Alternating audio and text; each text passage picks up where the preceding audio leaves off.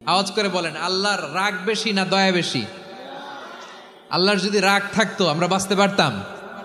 যে পরিমাণে আকাম কুকাম আমরা করি, অপকর্ম করি, অন্যায় করি, জুলুম করে জুলুমের আড্ডাখানা বানিয়ে রেখেছি গোটা দুনিয়াকে, আল্লাহ যদি মুহূর্তে মুহূর্তে রেগে যেতেন আমরা বাঁচতে পারতাম?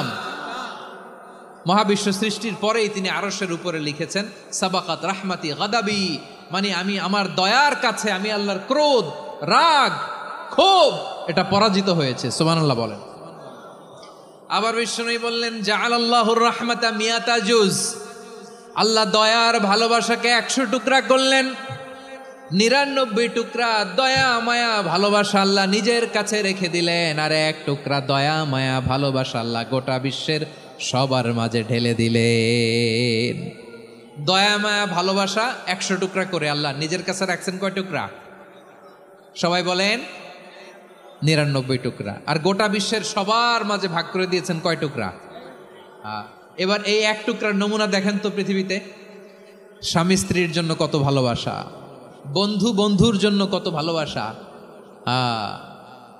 গার্লফ্রেন্ড বয়ফ্রেন্ডের জন্য গলায় ফাঁস লাগায়, আছে না নাই? এই এখন গলার আওয়াজ বাড়ছে ইয়াংদের।